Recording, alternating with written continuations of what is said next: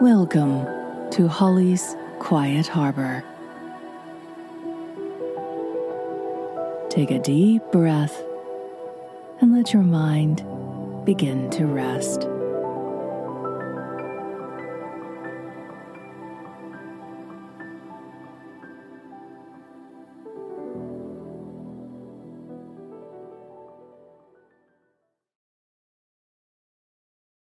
The Magic Bonbons by L. Frank Baum.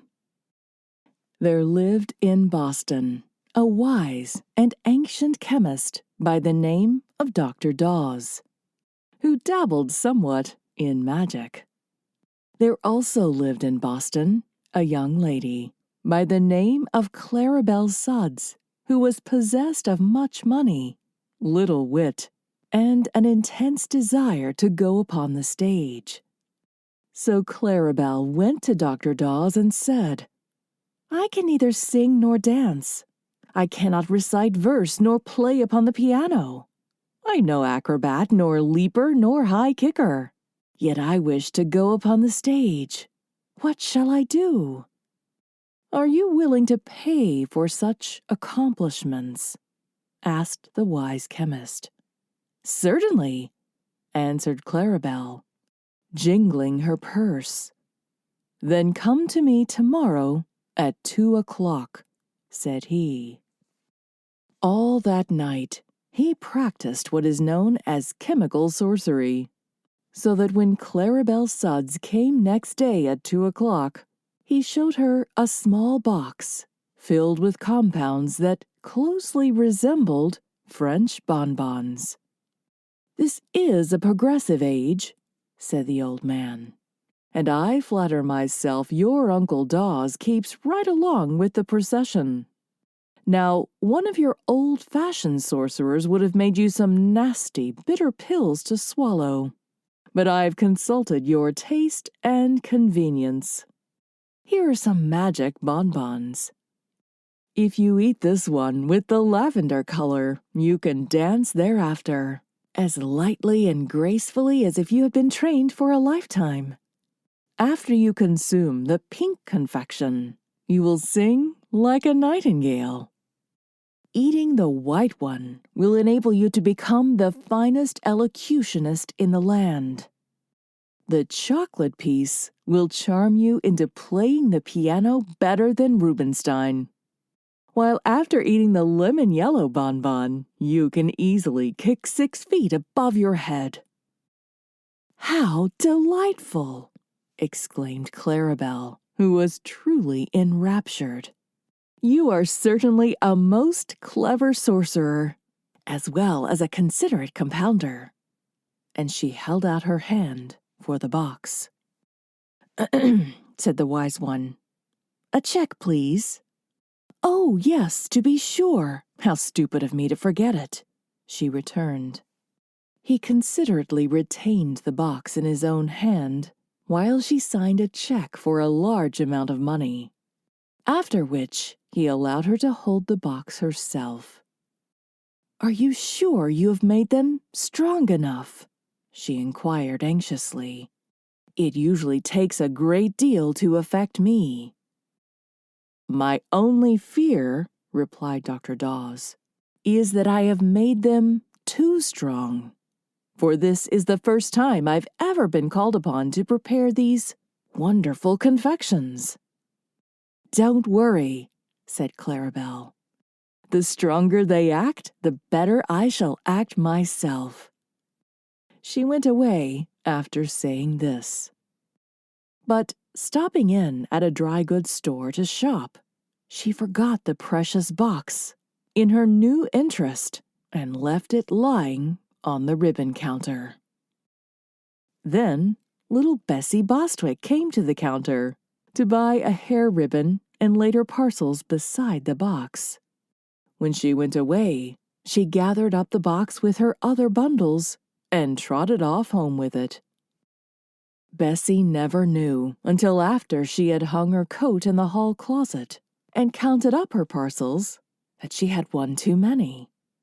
Then she opened it and exclaimed, "Why, it's a box of candy!"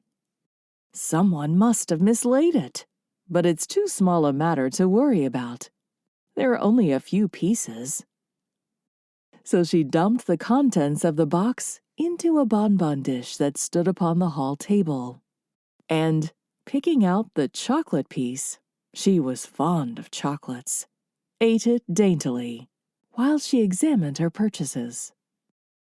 These were not many, for Bessie was only 12 years old, and was not yet trusted by her parents to expend much money at the stores. But while she tried on the hair ribbon, she suddenly felt a great desire to play upon the piano. And the desire at last became so overpowering that she went into the parlor and opened the instrument. The little girl had, with infinite pains, contrived to learn 2 pieces, which she usually executed with a jerky movement of her right hand and a left hand that forgot to keep up, and so made dreadful discords.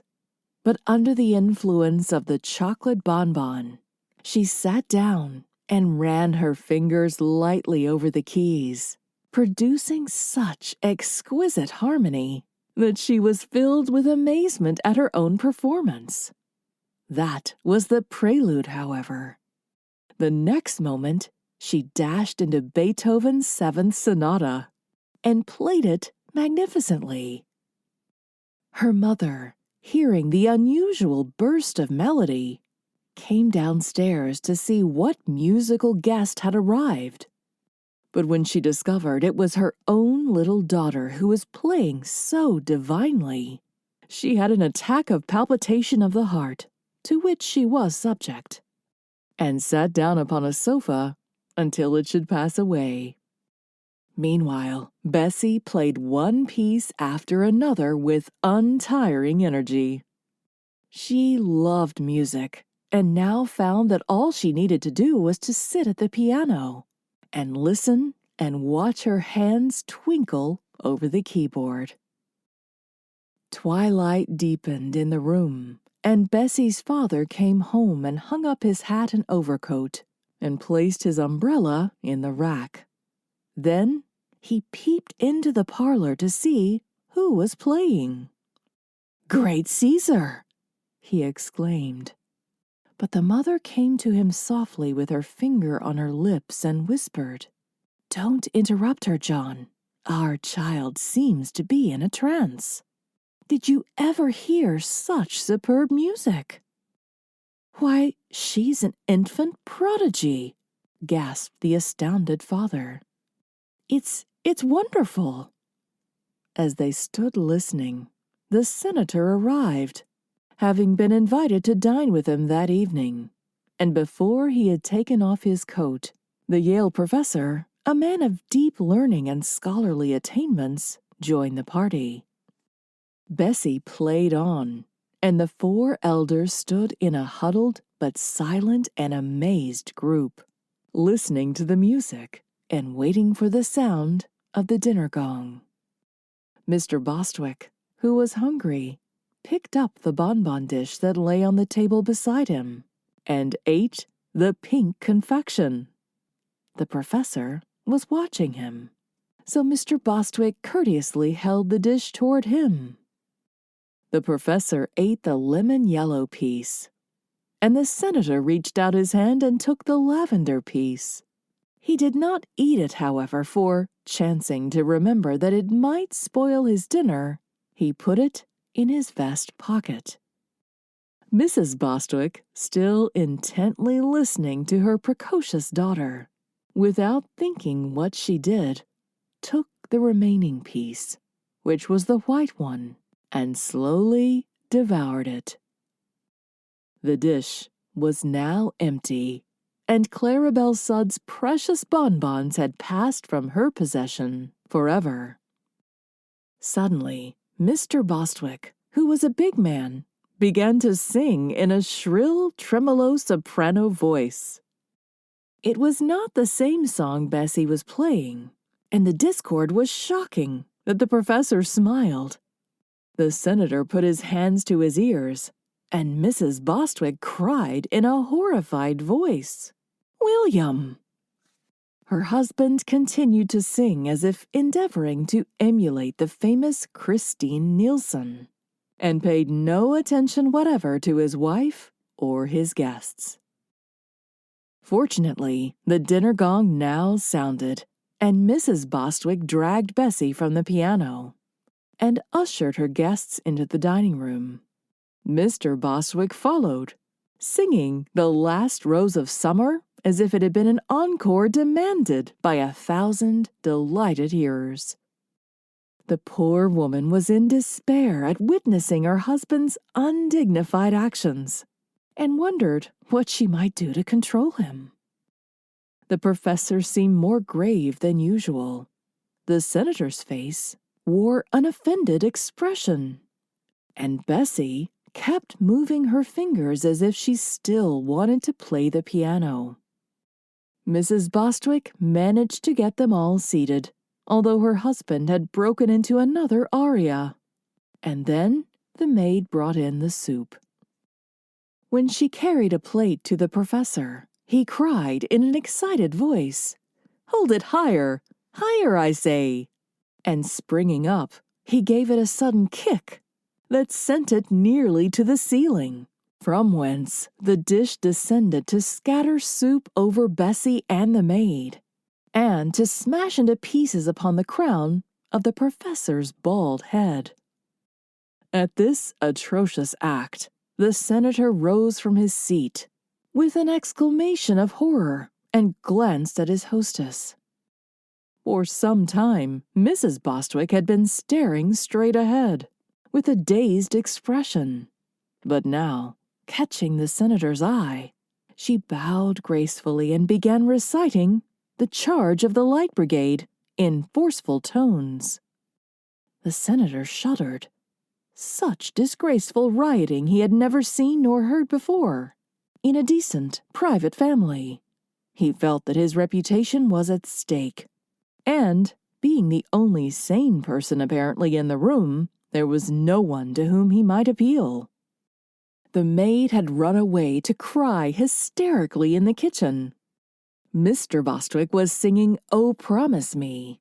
The professor was trying to kick the globes off the chandelier.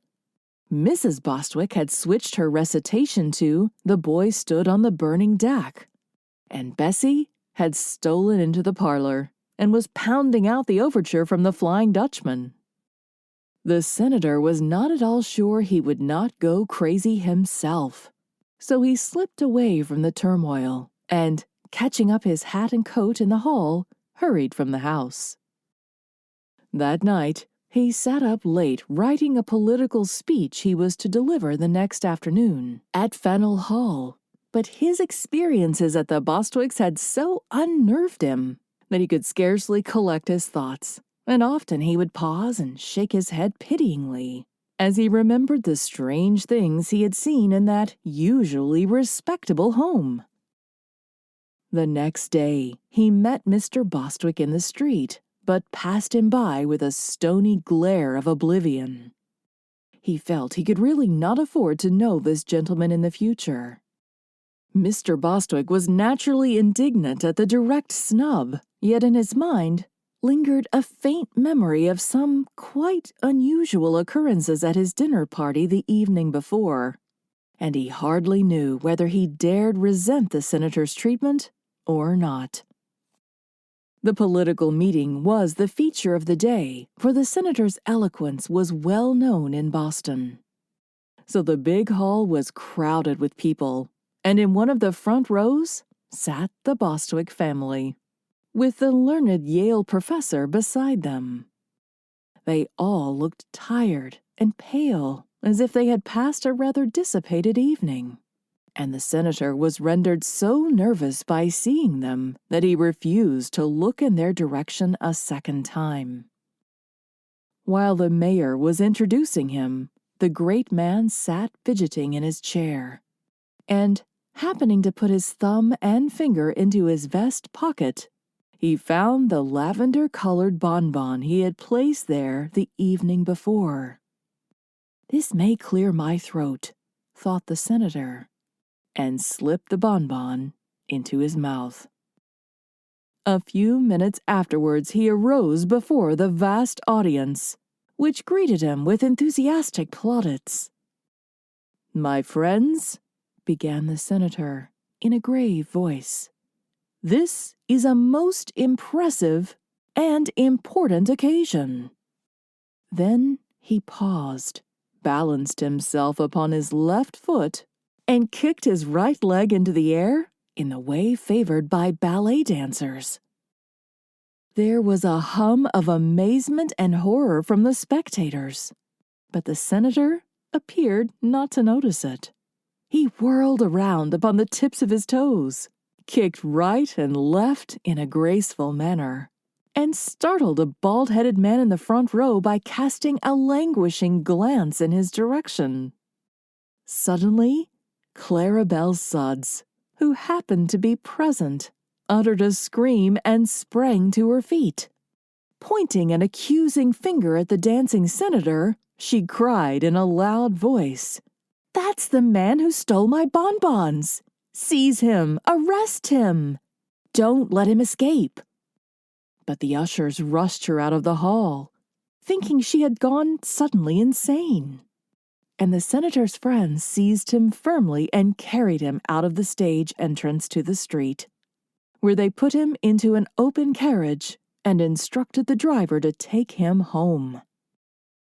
The effect of the magic bonbon was still powerful enough to control the poor senator, who stood upon the rear seat of the carriage and danced energetically all the way home, to the delight of the crowd of small boys who followed the carriage, and the grief of the sober-minded citizens, who shook their heads sadly and whispered that another good man had gone wrong. It took the senator several months to recover from the shame and humiliation of this escapade, and, curiously enough, he never had the slightest idea what had induced him to act in so extraordinary a manner. Perhaps it was fortunate that the last bonbon had now been eaten, for they might easily have caused considerably more trouble than they did. Of course, Claribel went again to the wise chemist and signed a check for another box of magic bonbons. But she must have taken better care of these, for she is now a famous vaudeville actress.